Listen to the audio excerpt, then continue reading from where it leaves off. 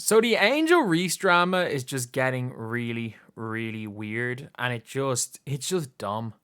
It's so dumb, and I'm just gonna talk about this because, well, um, I think both sides of this whole situation is just dumb. But anyway, before we get on, if you guys are new to the channel, subscribe.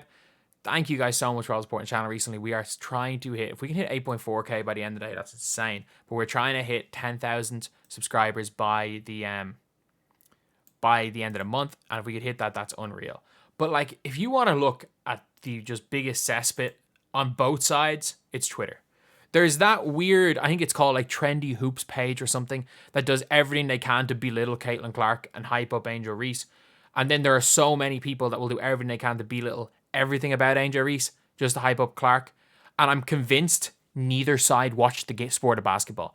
Like, I'm actually convinced that most people that are Team Caitlin or Team Angel, and this is like people that are on the extremes on both sides, don't actually watch the sport of basketball because they're both very, very good at what they do. But like, Angel Reese is a really, really good role player. That's what she is. She's a really, really good role player. And Caitlin Clark is a ultra flawed player who everything has to run through.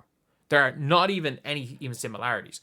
But like, just so many dumb things. Like, this post here, obviously, just Angel Reese and one of her teammates, they went out after the game. And obviously the replies follows their mentions. But like, if you are seeing some of the replies of the two of them on a night out, everything is like, this is the difference between Caitlin Clark and Angel Reese. Caitlin Clark got shots up after the game, whereas Angel Reese went down and partied that night. It's like, they played at 12 o'clock in the day. They played at 12 o'clock in the day. Actually, maybe 11 o'clock in the day, because I don't know if Indiana is on Eastern or Central time. They played at 11 o'clock in the day. What is Angel Reese going to gain from shooting for 12 hours in a row?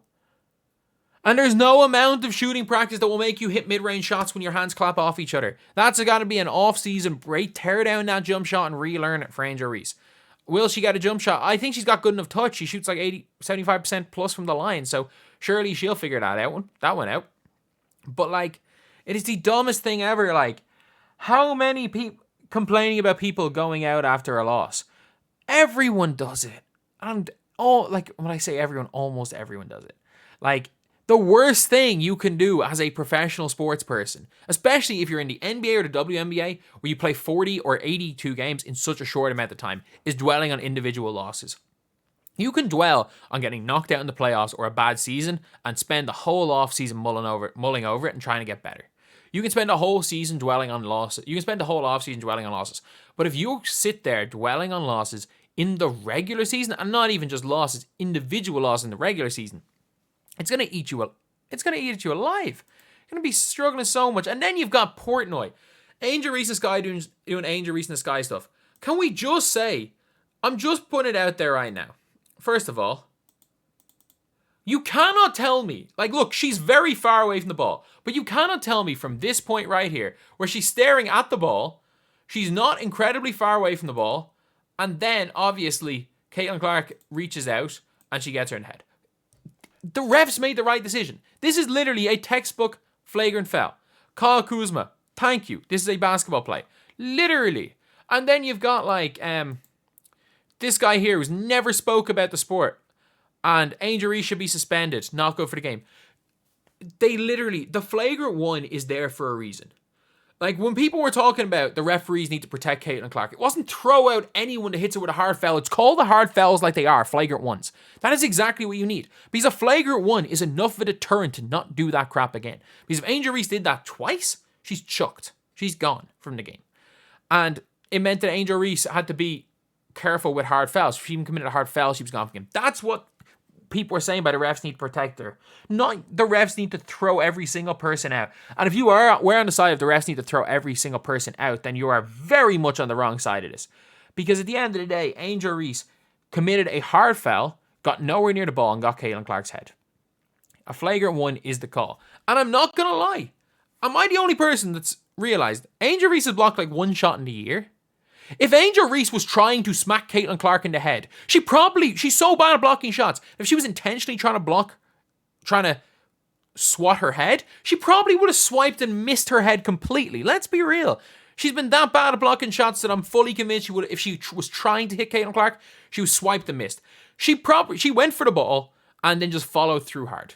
She went for the ball and followed through hard. It is what it is. She's just very bad at blocking shots and got her in the head. The ref made the right decision. Her complaining about the flagrant one after the game was a bit ridiculous, because if there was referees were given a manual on what a flagrant one foul is, that shot to the head would be the perfect example for what a flagrant one foul is. And then I read this one, which actually makes perfect sense. Like, if you watch her play, there's nothing exciting about her game. She's just a really good, solid player. She plays hard. She got the exposure because she's unique, just like Steph and Tiger, they were unique. Caitlin Clark got all the exposure because she shoots the ball from 30 feet. Like, simply put, it is what it is. Angel Reese has gotten exposure because she's very good when it comes to social media. She's very good at not letting all the social media discourse. Like, yesterday was the first time, I think, all the whole hype of everything and the occasion and all the social media stuff and the build-up got to her. And it was the second half, yes. It's the first time I've ever seen that type of stuff get to Angel Reese. But, like, if you've watched Angel Reese's entire, like, trajectory from 6 months before the You Can't See Me incident, she was building a brand on social media. She was getting bigger and bigger in her own right. Not at the state. Like, if you're looking at the growth of Caitlin Clark and Angel Reese, Caitlin Clark starts a bit ahead, Angel Reese pulls a bit closer, Caitlin Clark pulls way ahead, Angel Reese goes higher, Caitlin Clark goes to the stratosphere, Angel Reese still relevant, and then obviously the You Can't See Me thing happens, and these two players will be tied to each other till the end of time. But there isn't a rivalry here. They don't play, and this is like people saying, being like, oh, but like the Stephen A. Smith thing was dumb, or was like his argument saying that because they don't play the same position, they can't be rivals. Like, well, Steph and LeBron. Like, there are levels to this, and they're so different types of players. It's very hard. It is very, very hard to say that or to compare a potentially transcendent offensive talent who, if all clicks, is the most exciting female basketball player of all time, to one of the best day one into the league plug and play role players we've seen in years. Like, Angel Reese is already at that level of top 3 at what she is, which is she could get better, by the way. If she improves on her offensive game, if she gets any sort of post move, if she's able to shoot it from more than 3 feet away from the basket, if she gets any of that, then we can have a different conversation. But right now, Angel Reese is incredibly effective at what she does. Caitlin Clark and Angel Reese, as far as their ability in the WNBA, right now is quite close. But when you look at like their game, there is so much different between someone who is probably the most exciting player to watch and then just hard worker, glue guy, just everything that a team needs in Angel Reese. But some of this stuff is so dumb. It's just so dumb. And it's like all of this stuff from both sides is just so dumb. Like, Caitlin Clark she shoots after a game. She hates all her teammates. Her teammates all hate her. It doesn't make any sense. I will say, all the Alyssa Smith crap genuinely made it look like Alyssa Smith had a problem with Caitlin Clark. I'm not going to lie. With her, it did genuinely look like that. With all the like Twitter stuff and the Dejanay stuff. But like, at the end of the day, the Caitlin Clark idiots don't do themselves any justice. And let's not get it twisted. There are as many Angel Reese idiots as there are Caitlin Clark idiots.